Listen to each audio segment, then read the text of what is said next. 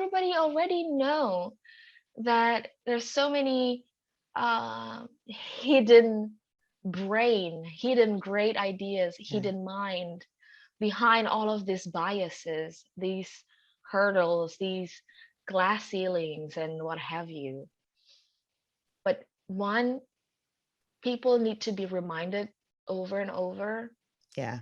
And two, uh, some people are actually betting on us to stop talking, stop fighting, so that we could go back to the status quo.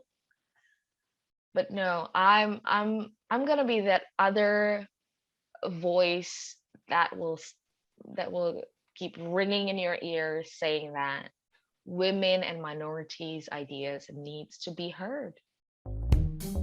Fear stops us from achieving our true greatness. Are you a professional woman who is feeling stuck, unmotivated, or burned out? Are you worried about your wellness? Are you letting fear stop you from crushing your goals? If you answered yes to any or all of these, then this is the podcast for you. Dr. Charmaine Gregory, night shift emergency physician, burnout thriver, and wellness champion, along with everyday heroes just like you, will explore how to face fear in our lives and emerge victoriously. Hey, thanks for checking out this episode. Be sure to click the subscribe button and the notification bell so that you get notified when the next video comes out. It only takes 2 seconds to make 2 clicks. So let's do it. Let's get back to the video.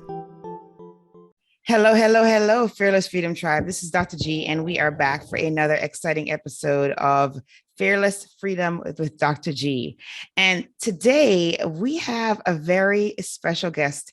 Her name is Rebecca, and she is going to tell you all about all of the amazing things that she's doing and who she is.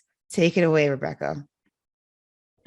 Hi everyone, my name is Rebecca. I'm an Indonesian that moved to England right in the middle of the pandemic due to a financial hit that hit our family of 5, because Indonesia became the epicenter of coronavirus. So after China, then India, and then they all got it sorted and Indonesia didn't. So by July 2020, we became the epicenter. Oh boy. And it was just, and my husband lost his job only at 2 days notice. Oh And my it gosh. was, yeah, and it was just crazy. And I just given birth to our third. So when we decided to move to England, we knew that we would be entering poverty from an upper middle class household in Indonesia, plus the fact that I was there with a large community. It takes a village, and I had my village, Right. and we had to move to England because my husband, who's British, had to be repatriated Right. Sure. back to his homeland after 20 years in Asia, back to his homeland, but unemployed in the pandemic.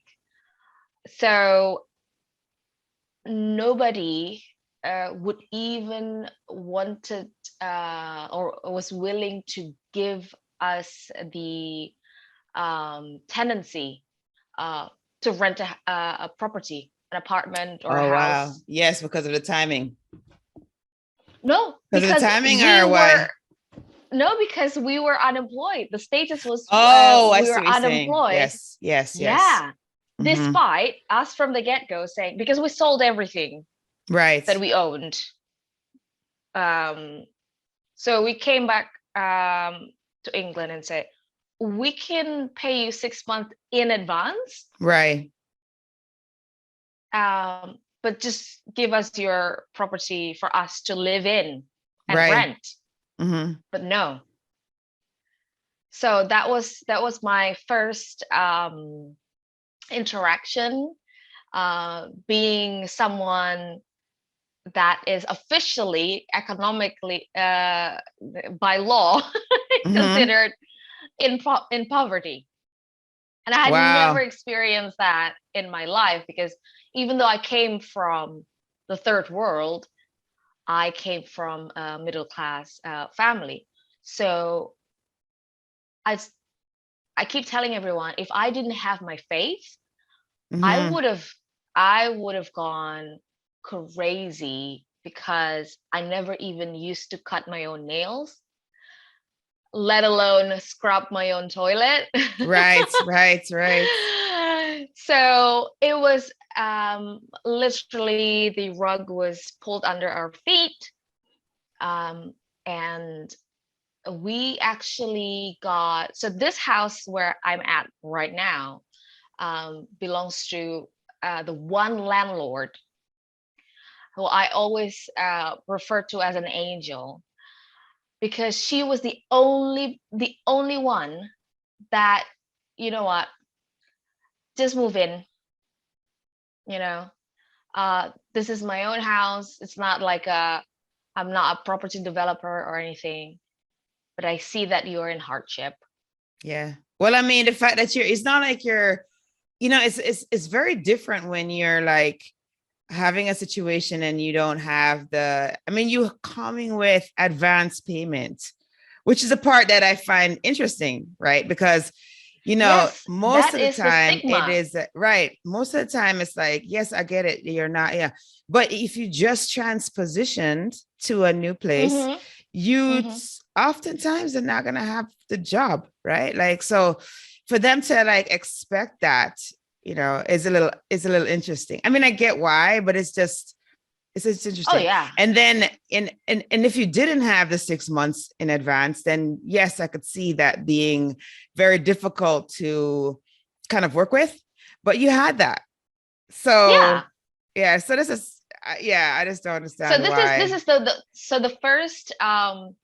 the first encounter to poverty, which of course I because I lived in the third world, um, I have seen poverty, like actual poverty, with my own eyes. I've seen it, I've touched it, I've worked together with a lot of charities for it.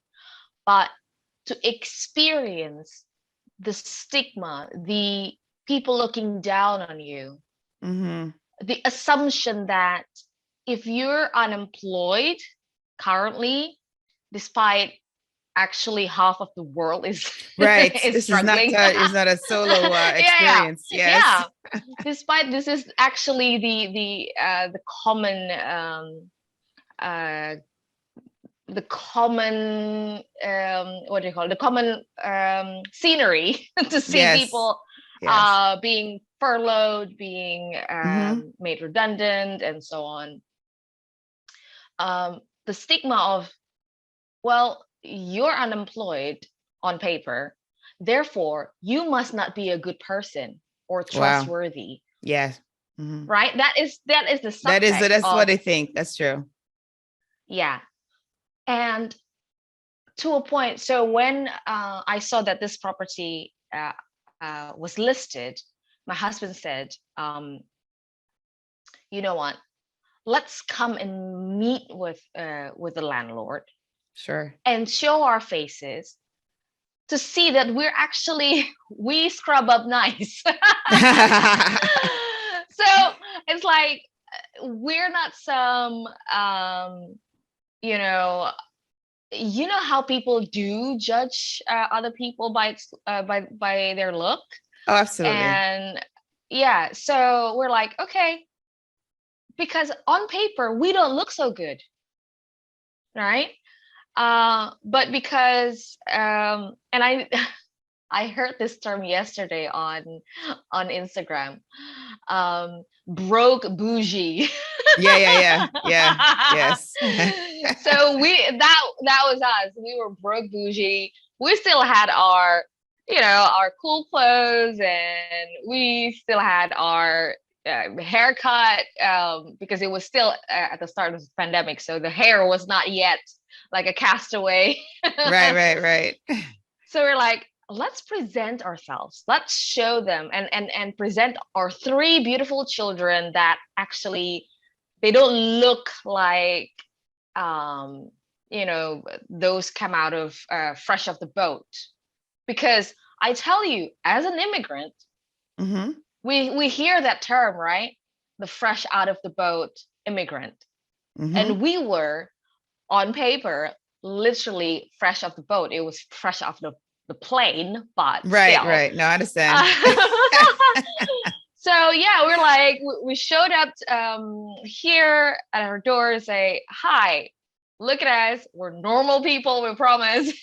Mm-hmm. We're not gonna burn down your house. Just give us a chance. And that was the first person to give us a chance. And I immediately had an empathy, a built-in empathy for those who are in hardship and on a brink of homelessness. Mm-hmm. And I couldn't even believe when I landed here in England that there are actual homeless white people. Oh, that's so funny. To me, that is like, what is wrong with this picture? Oh, that's hilarious. Wow. I know. Like, look at me. I'm full of color. And there you are with all your whiteness and your able-bodiedness, and you're homeless. Wait, what's wrong? And my husband did get to talk with one of them, and they like sharing stories for people who are really listening. And yeah, of course, some of them are veterans, which is even more yeah, that's for heartbreaking. me. Yes. Yeah, because you give your service, and then that's unfortunately that's something that's also a phenomenon in the United States. Yes. So me being embedded in a first world country was my experience. Experiencing in living in poverty was another thing. And I don't know if in the US there is this a welfare check. Is that correct? Yeah, they have public assistance, yes, for people who qualify. Yes. So we had to apply for public assistance. We were on food stamp.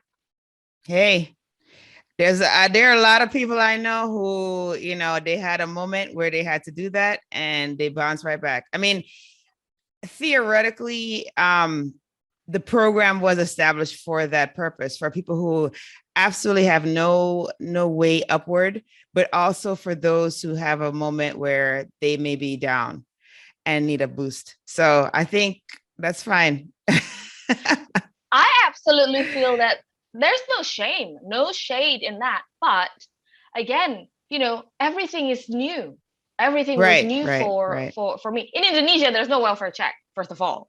Right, I know. It's either you have the money or you don't.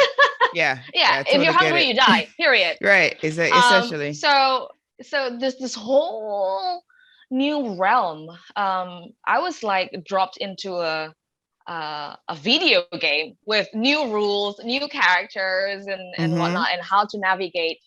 And I tell you another thing, I didn't even have the right visa.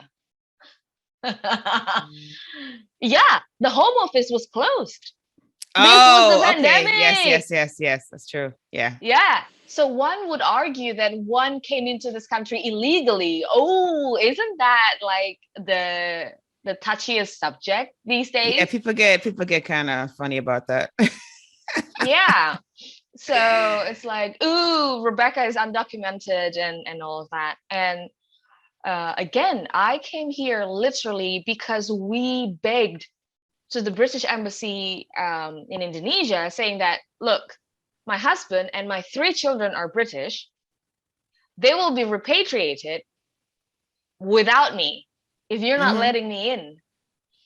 and my baby is still being breastfed. So do you want to take that over?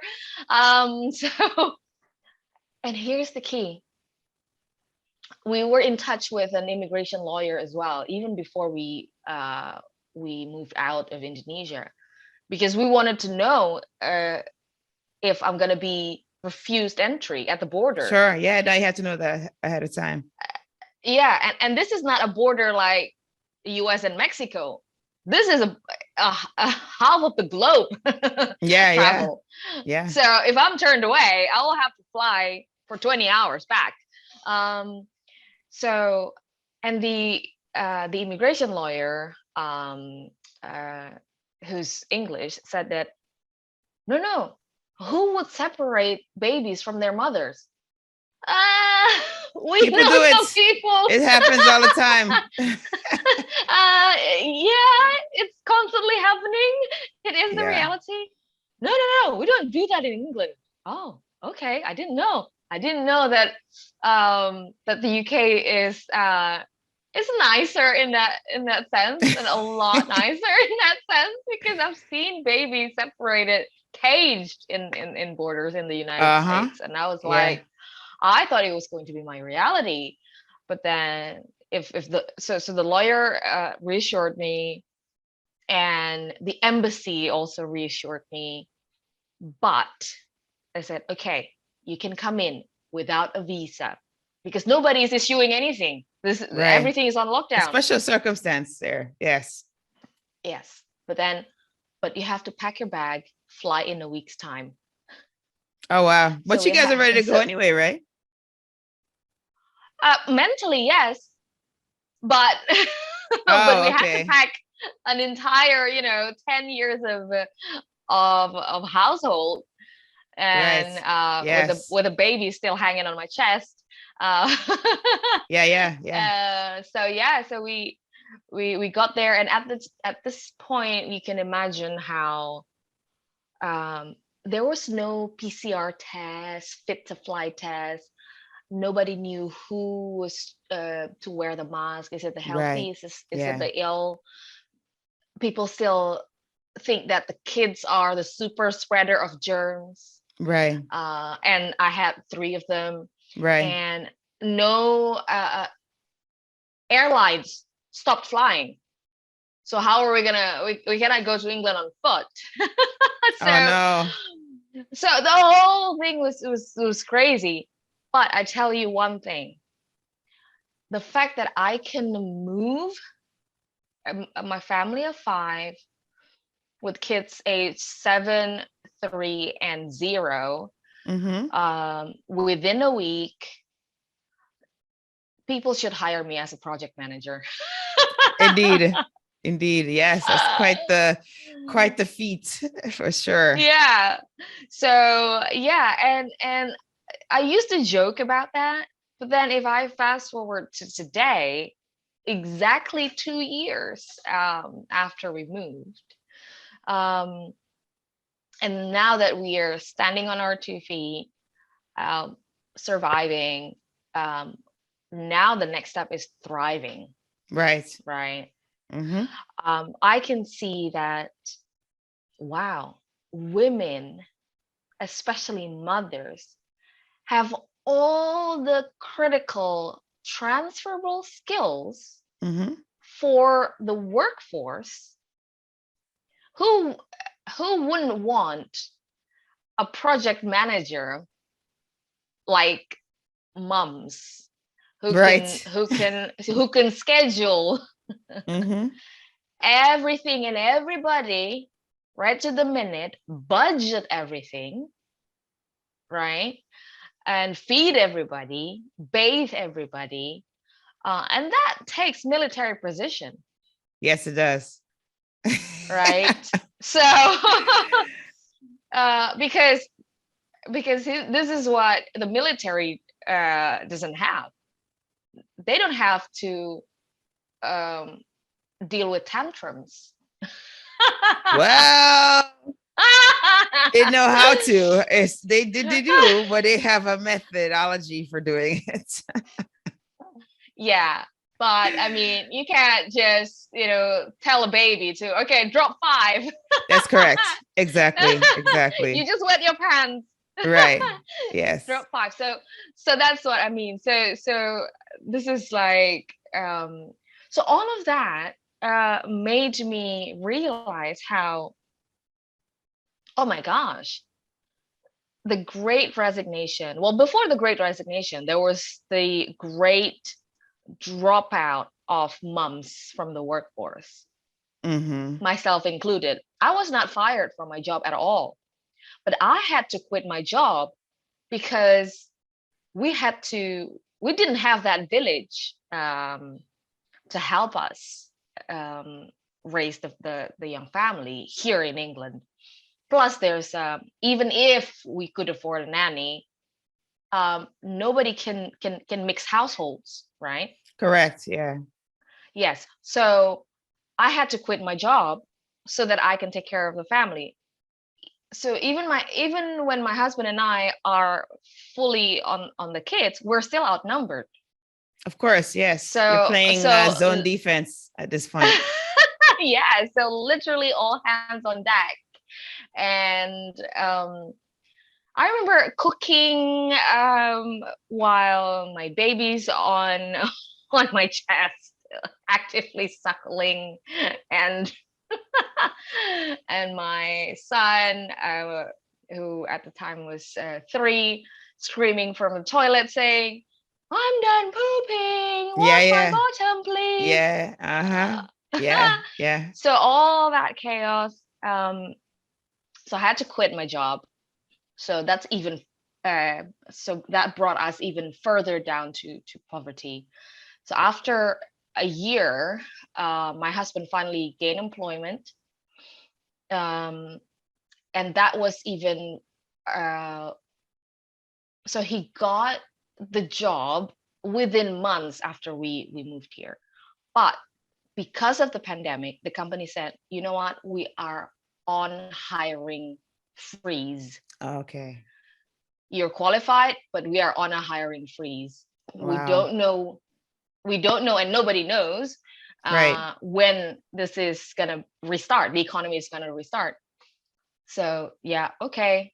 So it turns out to be a year later that he started the employment, um, and we're like, okay, cool. And only a couple of months after he got his employment, so in total a year after I landed, that I finally got my visa. Oh my gosh. And I tell you, during me not having the correct visa, I could not even volunteer Really? legally. Yeah. So I checked because I was crazy. I wanted, I wanted to do something with my life other than just being a mom. Yes. And I wanted to volunteer. And it says, as a tourist, at the time my status was a tourist, Right. one can only volunteer not more than 30 days. I was there for a year. Right. Right. So I could not even volunteer. And that breaks my heart because strategically as well, for someone to come into a different a new culture, a Mm-hmm. new community, what would be a better way than to start with volunteering, right? To get to know people, to Mm-hmm. get to know the culture, um, and the subculture, because where I live here in Southampton, um, even my kids go to school with kids from 50 different nationalities. I believe it. It's a very multicultural, because it's a port town, Okay. uh, Mm-hmm. and of course before Brexit, this country used to have a lot of European countries, nationals, coming and working here. Sure. So yeah, plus all the refugees and all that. Um, so yeah, I wanted to blend basically. I have neighbors from Turkey, from Greece, from Iran, Afghanistan. That's just my street, Right. which is beautiful. Um, but then I couldn't. Uh, it wasn't even legal for me to volunteer, and it drove me nuts. And as soon as I got my visa, I was like, hallelujah, literally. Um, so I did, and I started applying for jobs and whatnot. And I got uh, to a point that my friend joked that my job was to get interviewed for jobs. So I got a lot of interviews lined up. Okay. Uh, and so that means on paper, I must be so good. And I know I'm so good. Mm-hmm. But why I only got to the point of interviews and that's it? I realized the subtext was, Rebecca, you're a mom of three. Do you think you have the time and focus and energy to work for us? Oh, is that what it is? Interesting. Yes, The hidden absolutely. curriculum. Because they keep asking like, how long does it take to commute, and so on. So they wouldn't legally, say that, oh, you're not qualified because you're a mom. But how would they know you have children? Well, that's the stupid thing of me. I spoke Oh, because okay. All right. Okay. yes, I Okay. thought, again, this is me being so naive. Gotcha. Um, yeah, during the interview process. So it's not that I put on CV that, okay, I Okay. this Because is the I'm thinking list to of myself, my if you, I mean, because I'm like, they're not supposed to ask you about your marital status or your children. no. So that's why I was like, how do they know? It's my own fault. It's my own fault. My own naivete, and that I didn't know, because in my culture, uh, even even when you're speaking to strangers, like on a taxi driver, or people waiting at the dentist, the first 5 minutes of the conversation, you would be Family. exchanging stories of, yes, Yeah. your family background, your story, your granddad just fell off the stairs and whatnot. Um, so for me, during the interview, I just casually dropped the bomb Yeah. Got it. that backfired. um, yeah, and yeah, of course. But then also it shows the hard truth, the ugly truth about the dynamic of mothers and employment. Mm-hmm. Again, all of that, experience, that 1.5 years of project managing quarantine, well, repatriation, then quarantine, then the whole homeschooling Mm-hmm. drama, plus all of the rejection I got. And this is from five-star companies. Mm-hmm. Um, not a Mickey Mouse operation. So they should have known better. Not in the legal aspect, but they should have seen that, yes, it's all right. Parents can have a very good career too. Um, that made me realize that the barrier uh, to thrive as an immigrant, as a woman, as a person of color, as a newbie, because maybe you're quote unquote the right type of color, but you're a newbie in that area. That's another challenge. So um, all of that algorithm, if you will, actually set me up to fail. Mm-hmm. But I refused. I said to myself, you know what? Do not waste a crisis. Use this for growth. Mm-hmm. Yes, I couldn't go anywhere, couldn't volunteer, but what could I do? Oh, I could listen to audiobooks day in, day out. Mm-hmm. I could listen Mm-hmm. to podcasts day in, day out. I think in over the course of a year, I read 60 titles. Um, and by read, I mean heard. No, I understand because because I was with you. because yeah, while you do the mopping and the whole Yes, you're thing, listening to, I don't know, I'm whatever. listening to Right. I'm listening to Hillary Clinton telling me what happened in the 2016 Mm-hmm. election, you know. So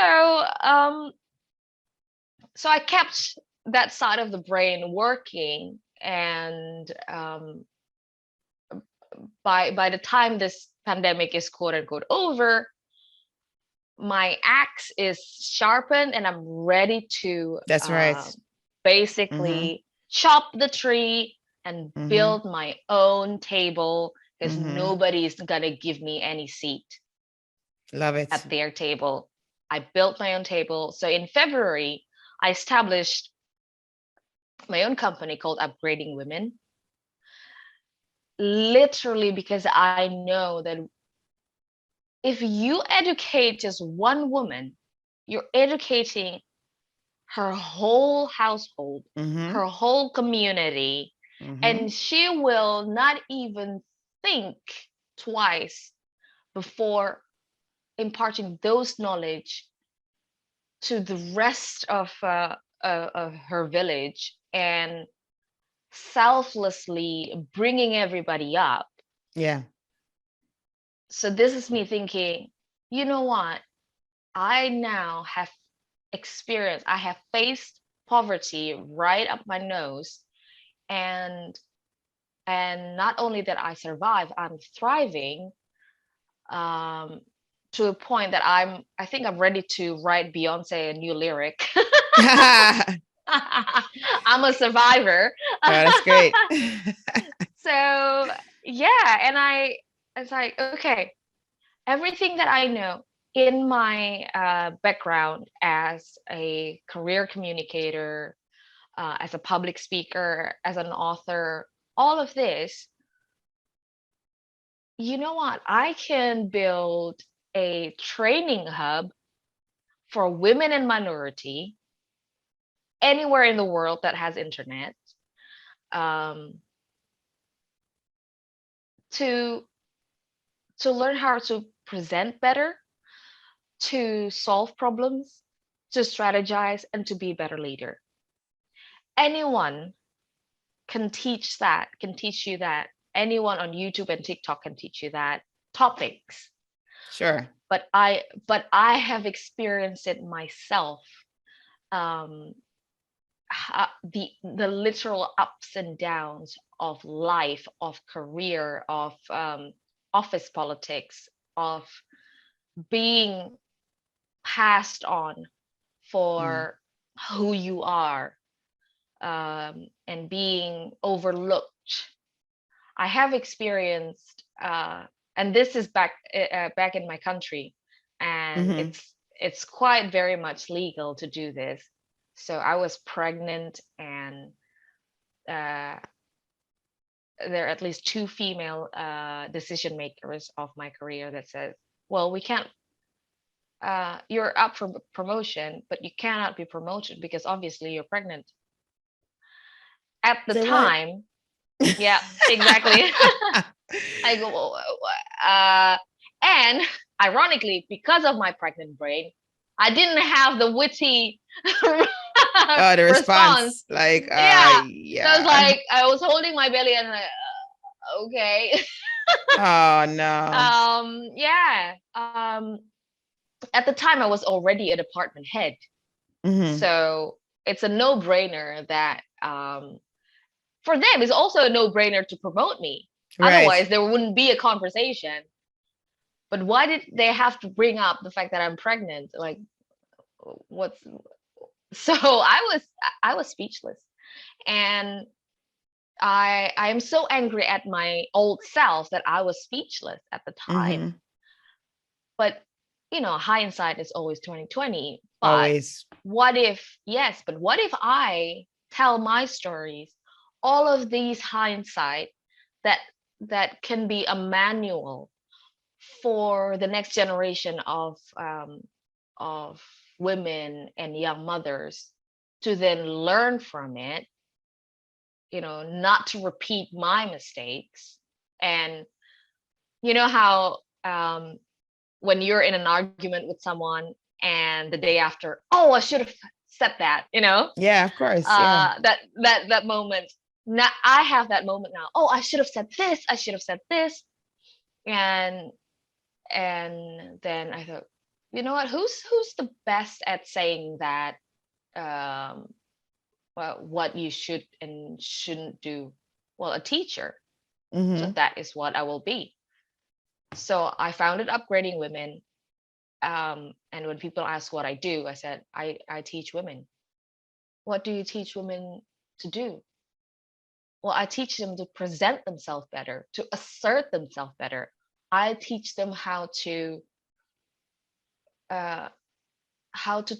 speak up their opinion, and without being perceived as aggressive, bitchy. Mm-hmm. You know how we sound like in a meeting room. It's the angry Black woman speaking. Mm-hmm. They don't see the essence of our idea, of our thesis. All they care about is who's speaking. Yes. So that is why I'm building this, is because, listen, nobody will tell you. Everybody who's teaching the same course of presentation will tell you, this is a nice way to build a slide, PowerPoint presentation. This is how you put your bullet points. No, I will tell you how to make people understand and really buy into your idea, despite who you are. Despite who you are. That's the first thing, because the first hurdle is this color, this gender, this presentation of your identity, and the status of your visa, apparently. As in, who is she? Why does she have an accent? So in this country, I have an accent. Right. Yes. Are you American? I got actual ice cream truck lady that asked me if I'm American because I don't sound English. Wow. So okay, the only other place is America. That's pretty funny. Yeah. So yes, the whole experience. So I want to build the hub, a safe place for women and minority to then exchange experience and how they go about it, how to navigate this divisive and, dare I say, hateful world, to a point that I even suspect that we probably would have cured cancer and other critical diseases a long time ago if only we hear enough diverse thoughts and perspectives and ideas. What do you think, Dr. G? Oh, absolutely. I think so. I think that there would be a lot less war too, but don't get started. But yeah. Hey, it's Dr. G, and I just wanted to take a quick moment to thank you for listening to this episode. I'm so honored to have you here with me. Did you know that I can help you to get your own podcast started? With my podcasting launch course for professionals, I walk you through everything you need to know about starting a podcast. I'm with you every step of the way, from sign up to launching your show, with 5 episodes ready to go. There's a done for you version that's also available. If you would just rather just do recordings and leave the behind the scenes work up to us, then that one is definitely for you. But either way, we've got your back here at Fearless Freedom with Dr. G. Oh, if you already have a show and you need production services, we have monthly plans available for you. So check out the links in the episode show notes for more information. Let's get back to the show.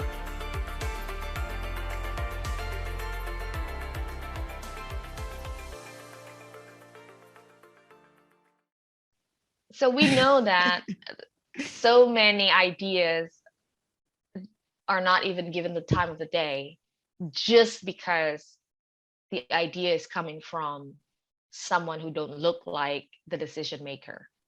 Oh yeah. Yeah. I think that So is true in many places.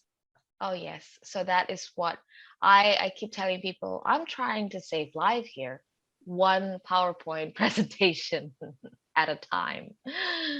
Because imagine that this little kid of color having this brilliant idea. But imagine if she is allowed to present her idea and be heard by those who can invest on that idea and actually execute that idea and solve the world problems. Yeah. So absolutely, that is what I'm doing right now. People are thinking that, Rebecca, you have children, your husband is working. Why are you doing this? Why are you up at 1 a.m. doing a podcast? Right. Telling the world about your vision. Well, because I know how people need to be told over and over. What I'm telling everyone today is nothing new. Nothing. Everybody already know that there's so many hidden brain, hidden great ideas, hidden mind behind all of these biases, these hurdles, these glass ceilings, and what have you. But one, people need to be reminded over and over. Yeah. And two, some people are actually betting on us to stop talking, stop fighting, so that we could go back to the status quo. But no, I'm gonna be that other voice that will keep ringing in your ears, saying that women and minorities' ideas needs to be heard. But instead of only saying that, I also, here you are, I'm opening all of these courses. And the way I do my social enterprise is that for every paying client, I'm opening another seat for a woman or a minority in hardship that can access the exact same quality of class for free. So this is That's my awesome. version of this is my version Paid of forward. paying it forward. Mm-hmm. You know, this is also not a brand new idea. You know, Tom shoes. If you buy shoes from them, they will give a pair of shoes to another kid in poverty. This is exactly what I'm doing. Because my business is a B2B, as in I go to companies and say, hey, you have a leaky pipeline of talent.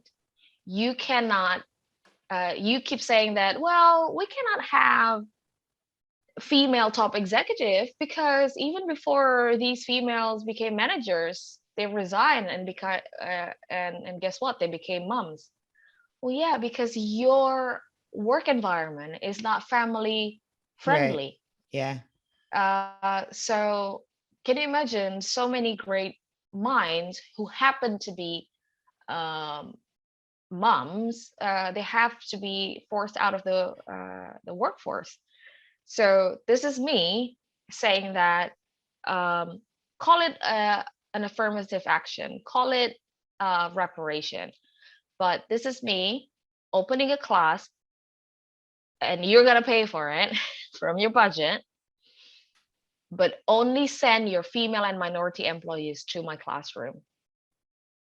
I'm giving them the leg up, and I'm giving you a pipeline of primed talent that you can uh, recruit from within. So you will no longer have to face the problem of, well, we can't recruit women, we can't recruit people of color, we cannot recruit immigrant because they're just not great. Well, I'm making them great, so here you go.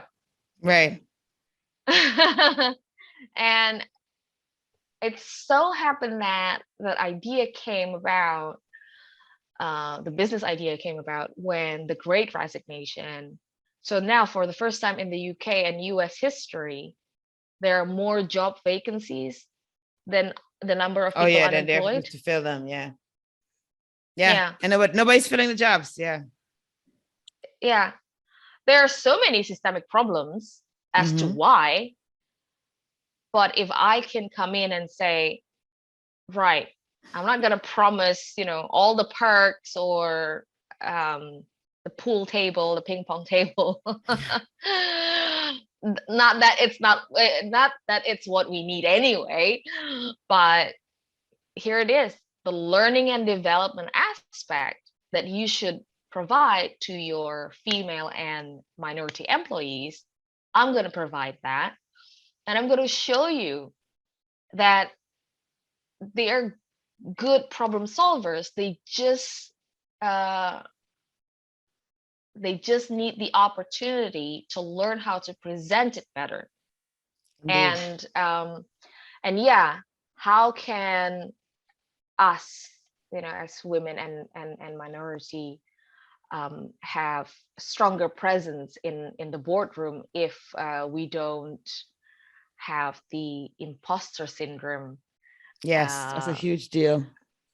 Yes, absolutely. So that is what my company is about. Okay. Really.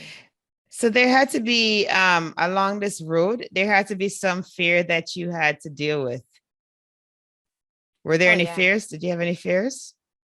Oh yeah, that aforementioned imposter syndrome, because of course people are gonna question, not not verbally, but they're question, who are you? Who the hell are you coming to our boardroom and say that you're gonna teach our employees anything? What credentials do you have? You don't even come from this country.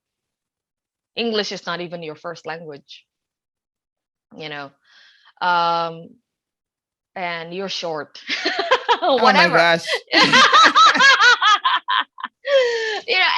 Anything can be, but again, they wouldn't say all these words, but that it's in their mind.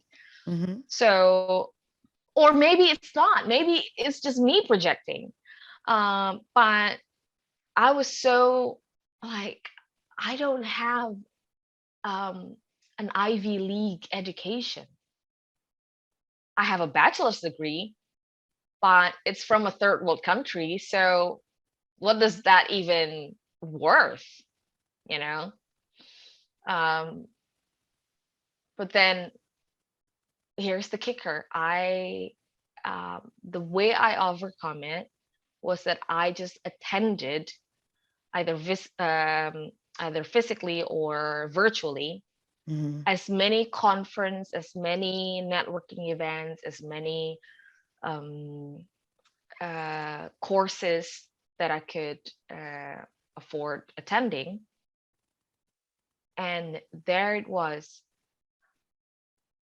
white privileged men being able to present mediocre presentation and get away with it. And I'm like, you know what? I know now I'm better. I can confirm without the certificate, without a PhD after my name. I can tell you not only that I have the skill to Right. present better, I can teach more people to present better than these two white boys. Oh boy. Yeah. And I was even thinking, why do they need two men to do just the one presentation of a 2 hour course? I was like, what is this like? Are they doing a Prince William, Prince Harry bit? Because one of Oh, them is okay. ginger, Yeah. but Oh, I no, see. Yeah, it's yeah, just yeah, it's yeah. just me being cynical because I was so disappointed. Like, what? They are born and bred British. English is their mother tongue, and yet they're presenting me with, lame bullet point presentation. No, and they came from a highly respected PR company. Sure. Yeah. PR company. Yeah. Come on. You're not just any bloke down the road. So yeah, but I tell you, if I let my imposter syndrome even block me from attending events and network, I wouldn't know the reality that I'm actually not bad. I don't Mm. have the credentials that people so, you know, so look um, forward to name drop. I'm Mm-hmm. from Harvard, Yale, Right, Stanford, right. Oxford, Cambridge, whatever you. I'm from a country that people don't even know the location of. You know, people never even heard of our dish, for example. you know Indonesia is, I don't know, 50 times larger than Thailand, but people have heard of Thai food. People never heard of Indonesian food. What would you can't even name one dish. uh, People don't know our version of tom yam soup.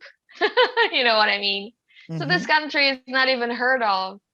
um and and yet, hey, I'm better than you because nobody ever let me get away from being mediocre. And if you can do that to me, so many other women of color and minorities and even white immigrants from Europe, Mm-hmm. English is also not their mother tongue. Correct. So people with accent Mm-hmm. are already judged that, oh, you have an accent, therefore you're not worth our time. Mm-hmm. Yeah. So Yeah. It's interesting phenomenon. Wow. yeah. No, that's so the way that you have overcome your fear is by building your strength through personal development and getting out there and interacting so that you can see what is out there. And what you Mm. learned is that you indeed have all of the tools necessary in order to be a top performer. So the imposter syndrome gets essentially squashed.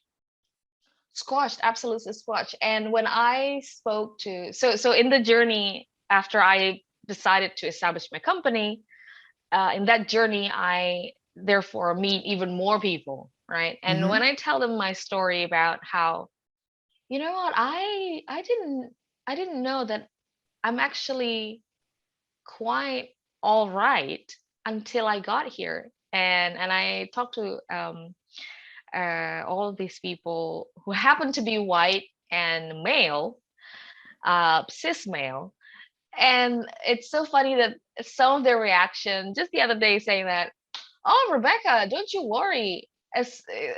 Tell your friends if they want to get rid of their imposter syndrome, just come to the UK. It's easy. Oh, wow. It's easy to, it's easy to find out that you're better than us. Wow. And I was laughing because I appreciate the self-deprecation humor that people have here in England, and B, the only person that will have to grab you or push you into the first step, overcoming your fear, is yourself.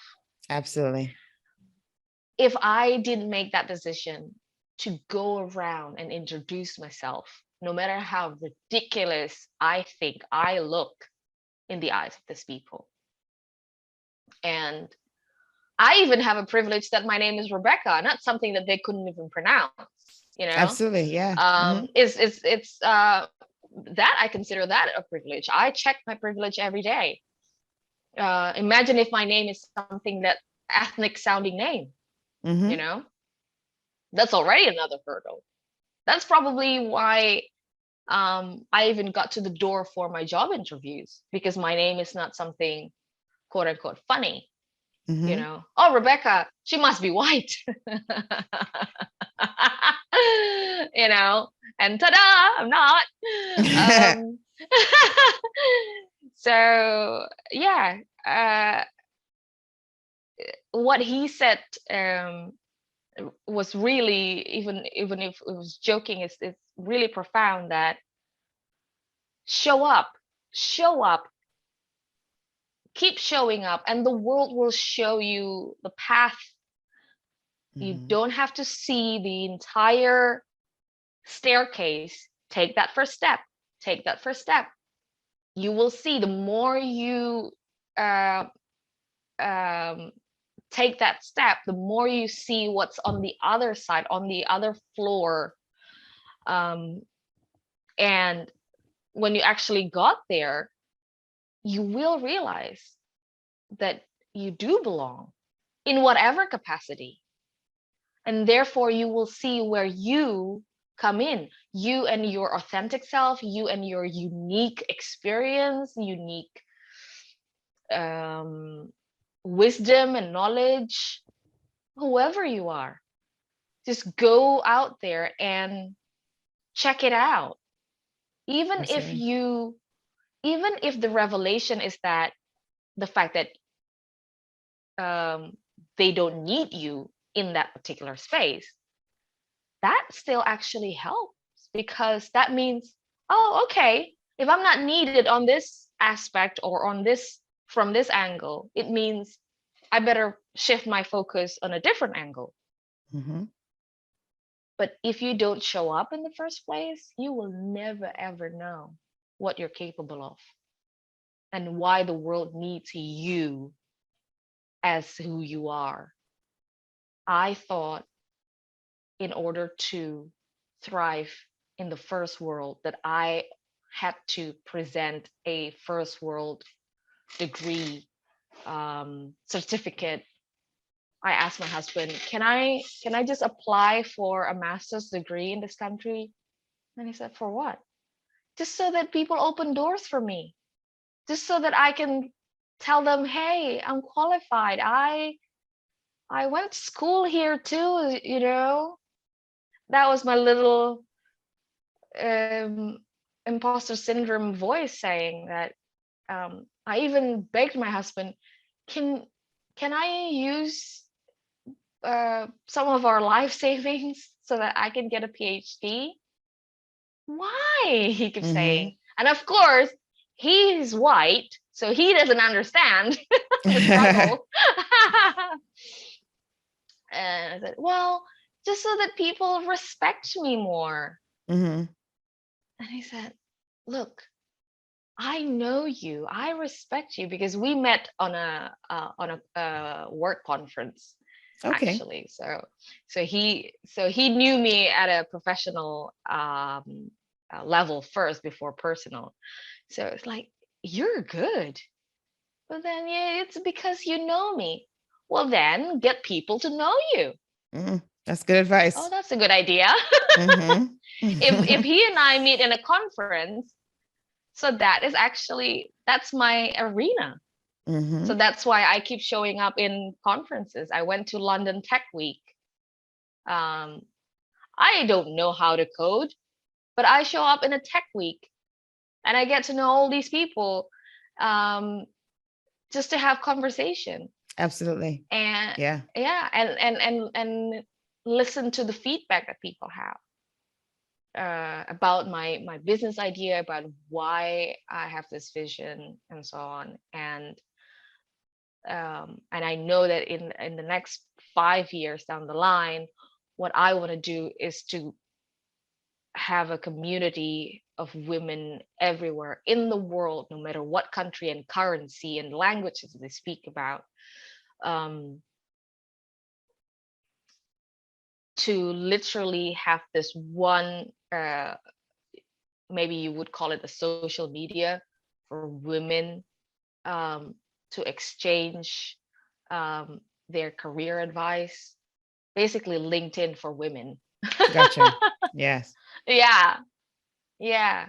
And because we're on a different game, we know that we're on a different path, different route. Our path is full of obstacles, and yeah, it's a jungle gym. It's not a track and field, it's a jungle Mm-hmm. gym, Gotcha. you know. So yeah, that's my mission, that's my dream. That's, if I can overcome this fear, I want to help people overcome this fear as well. No woman left behind. Love That's it. what I tell myself every day, every time I have to wake up in ungodly hours, because Yeah. Yeah. I still give lectures and teach to, women in Indonesia, which is 6 7 hours, on a different time zone to where I Right. am. Mm-hmm. And I do, and I teach, women in Nigeria as well. Uh, and I love listening to their context.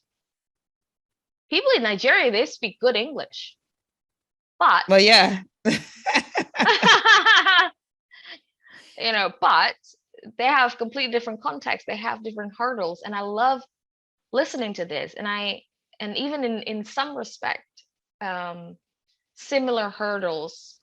For example, in dealing with, government, relations and stuff, to, fellow developing countries. So I imagine if there is a LinkedIn for women, but the ones that is not too, not so high level, but us in the grassroots level, we can exchange stories about, oh, this is how I got my district, or council person to approve on my project, and this is Absolutely. how I. So I can imagine if there is a grassroots, female focused, community, we don't have to reinvent the wheel in every country. We can just, do this, and we're the best at doing that. Oh, I know the best nail salon, and I know.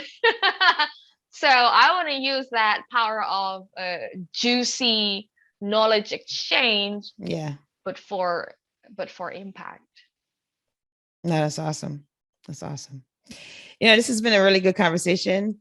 And I know that there has been quite a lot of nuggets that have been taken from this by the audience for sure. Now you have to Yeah. let everybody know how they can get in contact with you. Oh, just go to Rebecca Leppard, double You C, have to double spell that out P. though. So, perfect. Yeah. Yeah, RebeccaLeppard.com, Okay. and see what I'm up to.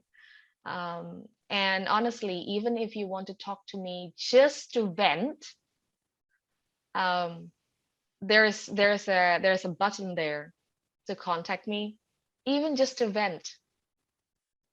Tell me where it hurts, I'll tell you, and I'll tell you how to punch them back.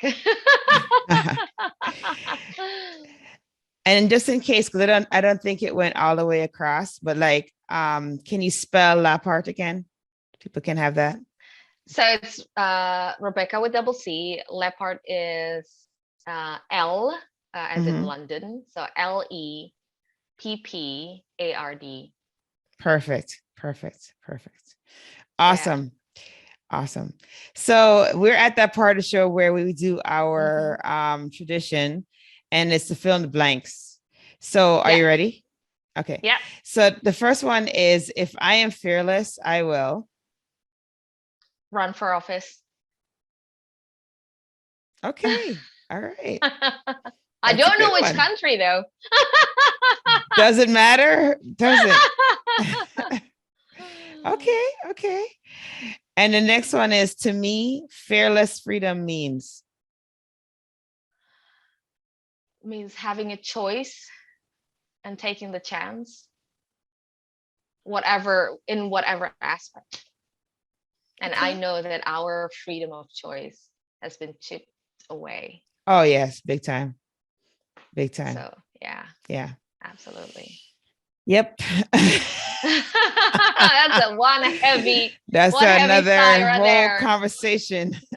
Absolutely. Our conversations, I should say. And then the last one is, my battle cry is, it's Beyonce and the gang all the way. I'm a survivor. I'm gonna make it. Fabulous. Well, I thank you for the shift in time, because I know it's like super early in the morning for you. It's not as early for me, but I could totally understand what you're doing there, because there are times when I have things that I got to do on US time, and I'm up in the middle of the night too. So I can totally understand. And in an hour, I'm teaching a class as well. Oh my gosh. Yeah. So that's crazy. Yeah. And again, people keep asking, Rebecca, why are you doing this? For what? No. Well, you have a vision. You have a vision. Yeah. So no women left behind. No, I love it. Absolutely. I have a vision. Because I'm wearing my Empower Women t-shirt. Oh, absolutely. Yes. Awesome. Preach. Thank you for joining me on this episode of Fearless Freedom with Dr. G. Again, I'm Dr. G. And if you like this episode, be sure to subscribe so that you can get notified of when the next episode is going to be. And also, I'll catch you next time. Have a great one. Be strong, be brave, and unleash your greatness.